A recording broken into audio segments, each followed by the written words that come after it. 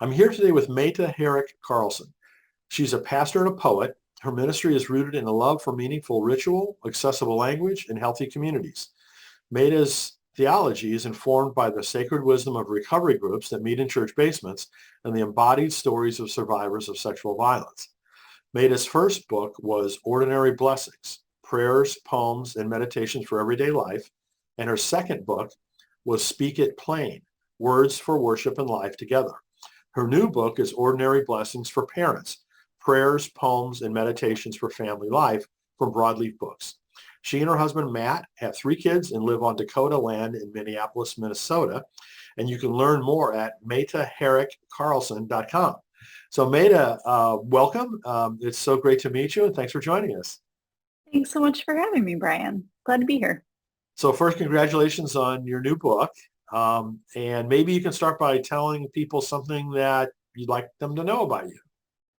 Sure. I am a pastor and a poet who is maybe born with too many words. The fact that I can preach almost every single Sunday and then still do a lot of writing and still do a lot of talking with and at my kids is something else. So I love being bivocational. I'm a full-time pastor and also get to do a lot of writing. And I think that preaching and poetry are always bouncing off of each other in my brain, in my heart, my body, and in my voice. So it's a real gift to have both of those outlets and see how they dovetail in my ministry. And then I've got 3 kids. One started middle school this fall, so that's a new adventure. And then I have identical twin daughters who just started 3rd grade. And so now they think they know everything. I feel like at 8.5, you've got a handle on the world and you're the boss. So I have 2 of those. Oh, that's great. That's great. I've got a grandson who's 9, so I know the feeling. Uh-huh. So before we get into the new book, can you tell us a little bit about the first 2 books? Yeah, so I pitched these 2 books as one proposal to Fortress Press at the time, and before Broadleaf existed. And a wise editor said, there's a lot of really churchy stuff in here that is for congregational life, but you also have some things in here that normal people could use, not just churchy people. So God love her. She was able to hear multiple audiences in there and pull them apart into 2 separate works. The one that had to come out and had to exist on the outside of my body is Speak It Plain, because of how often I reached for churchy resources in my first dozen years of ordained ministry and just couldn't find something that was informal or intimate or unpretentious, spiritually unpretentious, to meet people where they actually were. So I wanted to have resources that would make fewer assumptions about the language people used or understood, and where people were at in their spiritual journey when really big things and really little things happened. So I started writing a lot of rites and rituals and liturgies and blessings and sharing them with colleagues. And then colleagues would ask me if I had something in the hopper, and if I didn't, we would write it together. And it became a table of contents that I was always working on, whether or not I had a book deal or not. So Speak It Plain is the resource that that kind of came out through really pragmatic trial and error with real people in my ministry and life. It does assume Christian community and a triune theology, but its buddy, Ordinary Blessings, does not.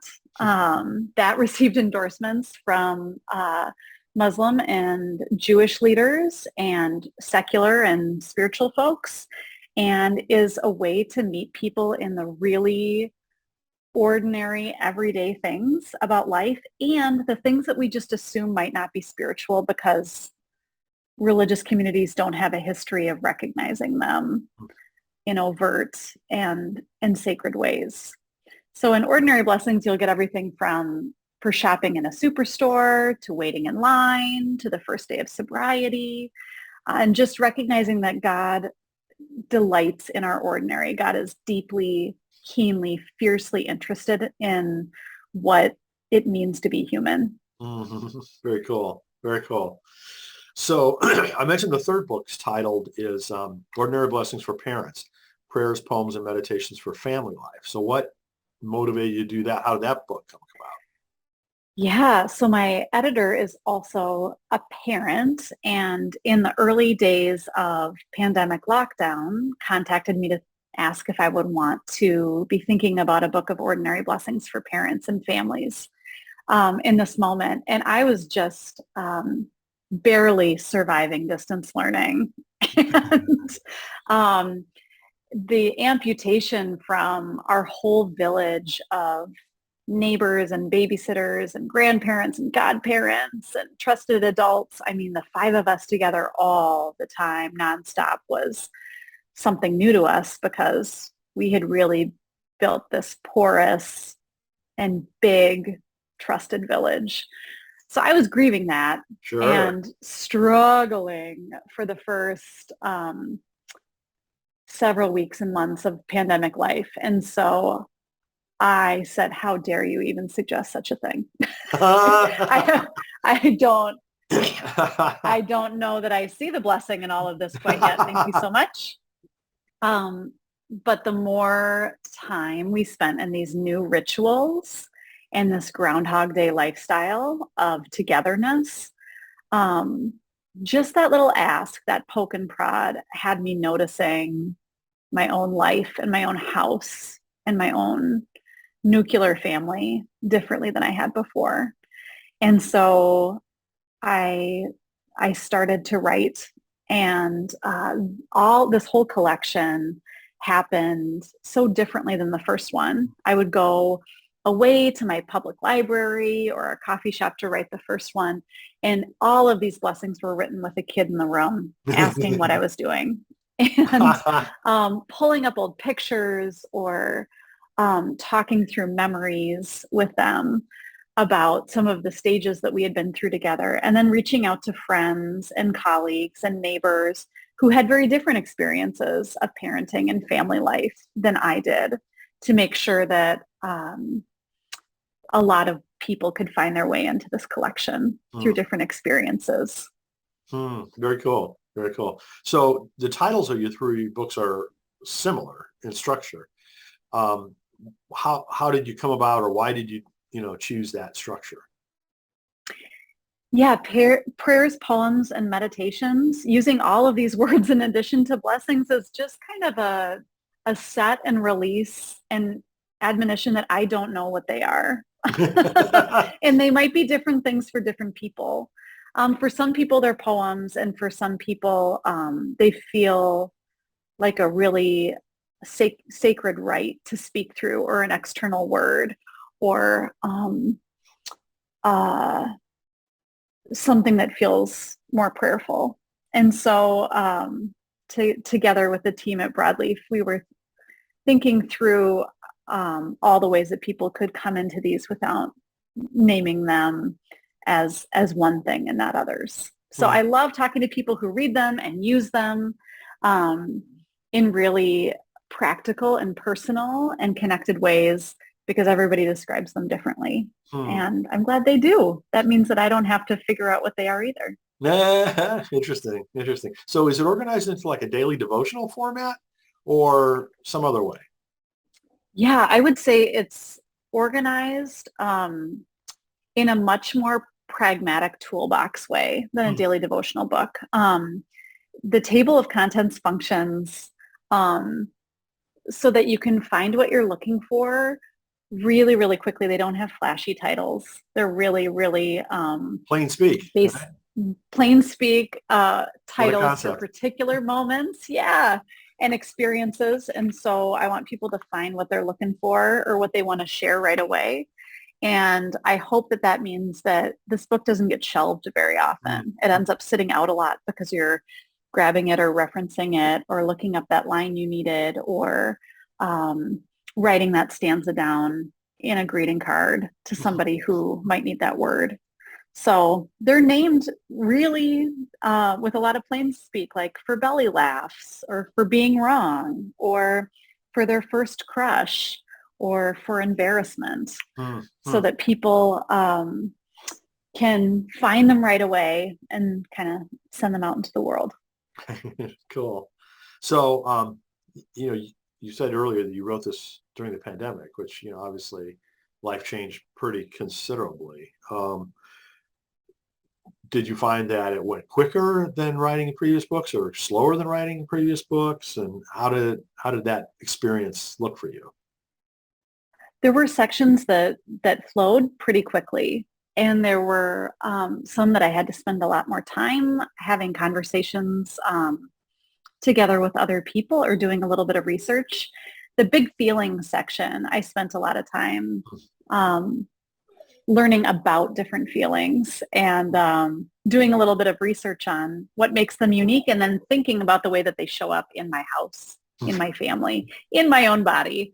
And but the sections like for the firsts and the blessings for the hard stuff and the blessings for little bodies just invited me to take in, the social media posts of friends and family, what they were sharing about their kids a little bit differently, and to go back through things that I had written about my children when they were really small, or pictures on my phone, just snuggled up with them, remembering what that looked like when one of them was a really picky eater for a summer, or how potty training was so different between the three of them, and getting it all back up to the surface again. So I could remember what was so hard and what was so good and what's the truest thing of all. So it sounds like there's a lot of overlap between your writing and your family. What about between your writing and your preaching? Yeah, my writing and my preaching. I mean, that's kind of what we do when we're preaching the gospel. We're thinking about what's really hard and what's really good and what's the truest thing of all. When I'm preaching and when I'm writing prayers of intercession these days, especially when there are so many buzzwords and phrases that people have decided are partisan or political in a negative sense, I spend a lot of time thinking about what's the third way to say this?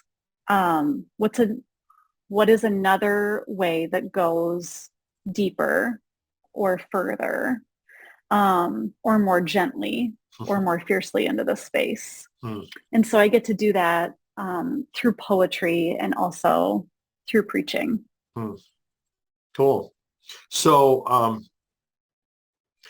how do you practice hope for the church in these crazy times? Oh, yeah. Yeah, I think that writing blessings, so generally for anybody who wants to get their hands on them and see what that feels like for them, also requires that I think about really specific relationships and really specific people while I'm writing them, or specific moments in my own life. And that's what kind of anchors the ethereal universality of God's love and delight for creation for me. And the same thing happens in my parish ministry. I find hope in this season of reformation, this really messy unbecoming of what we think the church is, or our expressions of the church. And I practice hope by being committed to loving a particular group of people up close. I'm part of a large congregation, but I'm the campus pastor at the smaller of the two campuses. And they are an anchor for my preaching and for my hope for the church. And I'm reminding myself by reminding them on a regular basis that it is not our job to save the church or the world. It is to love the universe in small and specific ways like it's worth saving. Can you hear my dog just howling in the background? No, He's just wishing I was talking to him instead. Animals and children are always welcome to any Writing for Your Life event. So good. Good. Well, he's a very self-centered pit bull who is as handsome as he thinks he is and has a lot to say. I'll go get him a bone and then he'll be quiet. So we can go on a little journey to my kitchen. Okay. Okay. Yeah. So I think that my hope for the church is tangled up in trusting that it involves us and it's not all about us. And that when we are overwhelmed by the task at hand or the change that we find ourselves within during this generation, God already knows, and we don't have to do it alone. And that's one of the gifts of word and sacrament ministry, and connection and community too. Remembering that we don't have to do it all by ourselves. So what would you say would be the one thing you'd want people to take away from your book?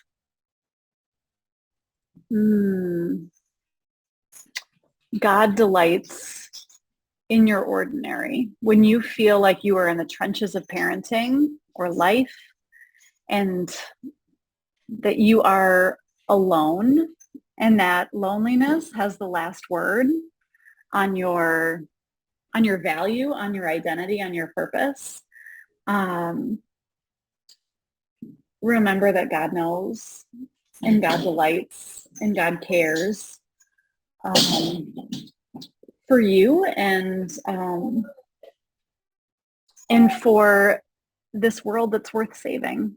And so I hope that people read these blessings and they find a word they didn't know that they needed to hear, and they find a word that they need to share with someone else. And they also take comfort in knowing that there are so many different ways to bless the ordinary. No one has the market cornered on it. And so there's an invitation to practice that in daily life, in your relationships, in your faith, in the seasons where we think this is really hard or this is really good or both.